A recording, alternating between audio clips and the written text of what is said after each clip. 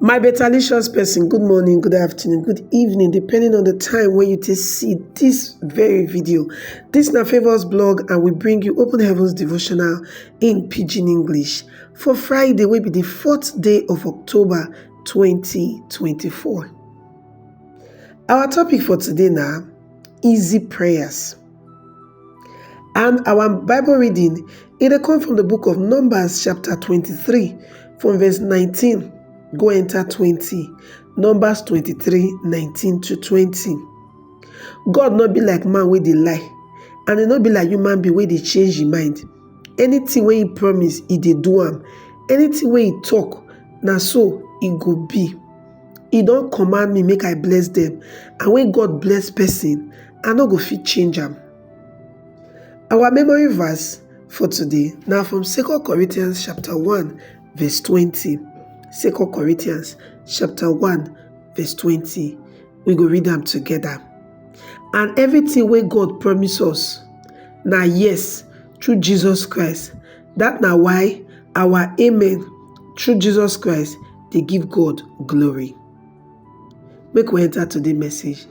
I better not forget, as you dey watch, click the like button, share this video, and drop your comments. Today, I want to continue my teaching on the various categories of prayer, and we go look the second category of prayer will be easy prayers. You dey pray easy prayer when you ask God for wetin He don already guarantee for inside Bible.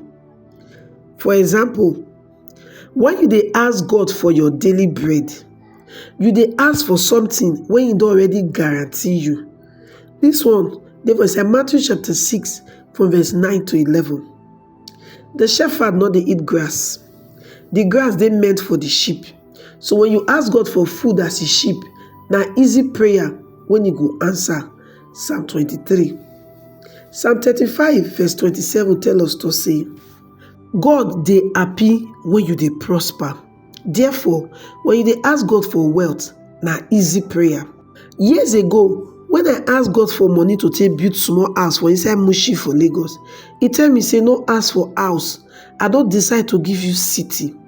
So when 7 of us gather for a lorry, they pray for campground, say may God give us campground. One of us God begin to prophesy, I don't already provide the land, I go only show am to you. The land already they provided because He guarantee am for inside a word. Psalm 2 verse 8.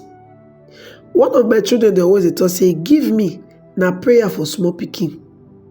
When your pikin call ask you for food, wetin they tell you be say, I don ready for the next portion when I want eat. You know they bother about the provision of the food. In the same way, you not supposed to bother yourself about things where God already provide for inside the scriptures. They don't already they provided for you. All you need to do now to ask, and you go get them at the right time. You don't need to worry about money, food, or all those things wey go make you comfortable. God don already provide all of them. In this one, therefore, it's Matthew chapter 6 from verse 25 to 34. When you worry about things wey God already guarantee, it dey show say you get small faith. Before you come this world, He don prepare everything wey you need to survive. All you need to do now just to ask Him when you need them. And as you dey ask, pay attention to the instructions when He dey give you on how you go take get them. For inside 1 Kings chapter 17 from verse 4 to 6, He tell Elijah say make he go the brook, say food already dey there for him. I wish Elijah not obey, better hungry than for kpemera. Even though say the food dey available for him to eat. Your well-being na God responsibility, so stop to dey worry about am. Our key point for today be say, when you dey worry about your daily need, na sign say you no get faith. If God don't guarantee them for inside a word, all you need to do now to ask Him, and He go provide them at the right time. Now here we take come to the end of today's message. Don't forget, say the topic we will consider today now easy prayers, and I'm from inside the Open Heavens Daily Devotional book, where be say Pastor E.A. Adeboye, the General Overseer of the Redeemed Christian Church of God, right? Now there we for take the message. And on top here, Favors blog. Now you can listen to this message today. We want to thank all our subscribers. wey don dey follow us from the beginning reach now, abeg if you dey watch our video and you never subscribe, help us do the needful. Like this video, share the video and subscribe. Touch the subscribe button and then you go see one bell by the side. Touch am so that anytime wey we come on live or we drop new video, you go be one of the first persons to know say better don shele on top Favours blog. Make we bring you some clips from the ongoing International Youth Convention of the Redeemed Christian Church of God. Thank you when you take follow this video to the end. Enjoy the rest of the video. I want you to redefine success for a young person. All right. While you were doing these things, was it true success? What you do now? All right. I don't know how well you travel now or how much you have access to relative to that period. But how can a believer truly define success? You know, let me first of all define success, the worldly success. The worldly success is how rich you have become as a person, the influence you have, the power you have to control and dominate people. Meanwhile, God did not tell us to go and have dominion over one another. Do you understand what I'm saying? It's all about you. When you talk about kingdom success, it's about your impact. It's about other people around you. It's about the positive things you are contributing to others around you. While I was a drug addict, you know, I have a lot of charisma. I had a lot of young people around me. And any young man that comes around me, I put you into drugs. I must introduce you to drugs. So by the time I got born again, I realized that I actually had influence. But while I was doing those things, I was never fulfilled. I was never fulfilled. Why would I try to commit suicide with all that I've achieved? Do you understand what I'm saying? But since I gave my life, 30 years ago till now, I mean, I cannot number the amount of people that my life has influenced positively. Even people calling me to say, the way your life have influenced me, my wife just gave birth to a son, I want to name him after you, and all this stuff. I mean, going to the street and pick people that are written off, bring them back, get them out of drugs, let them learn skills. Some go back to school, graduate again. Some become pastors, some are working, some are living a good life, some businesses, some have traveled out. This gives me joy. So anytime I get a call of somebody that my life has impacted positively, I am happy. And I have discovered that truly joy does not come from what you drive or what you have.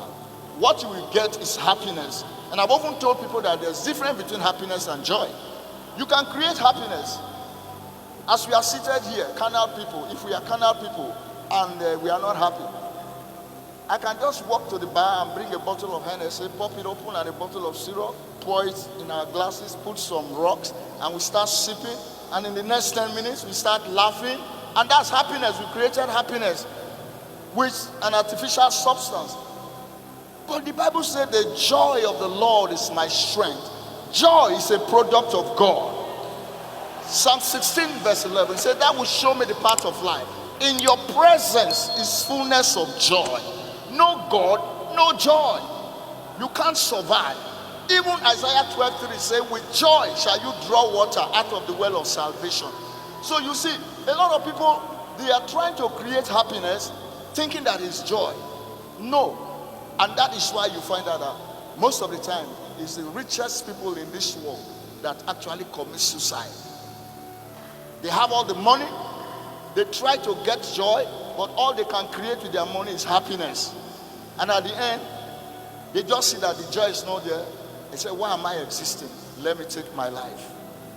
That's what it is. No joy, no happiness. Having Jesus, you have joy eternal. Glory be to God. Now, I want to ask you this, overcoming addiction in total. Okay. What are the physical steps to take in overcoming addiction? You talked about it, that when you were going through this process, you had things that you did. That's right. So I want to know the physical steps that you took After, of course, surrendering everything to the Holy Spirit to lead you aright, what are the physical steps or alternative to take? Professionally, as a therapist, Yes. there are two ways. The first one is through psychotherapy. Psychotherapy is talk therapy, where you sit down with a drug therapist or a psychologist that will take you through counseling, maybe for a month or so, and it helps you to go into retrospection and trace back to where certain things happen in your life that triggered problems in your psychology, things that stole your joy, things that stole your confidence and whatever. And then you started getting worried and started thinking that you need something to boost your energy or something and something. That's psychotherapy. But however, if a psychotherapist take you through this counseling and find out that you have gone too deep, that counseling alone cannot take you out, then we now have to refer you to a drug rehabilitation center where you have to go through drug detoxification and then go through counseling too and all that. Then physical steps. I've mentioned some already. Number one, if you want to break a habit, the white man says, you create new habits. Okay? So you need to create new habits. For me, the habits I created was like self-development. Like I needed now to read up, build my mind, because a substance user, a drug addict has a particular mindset.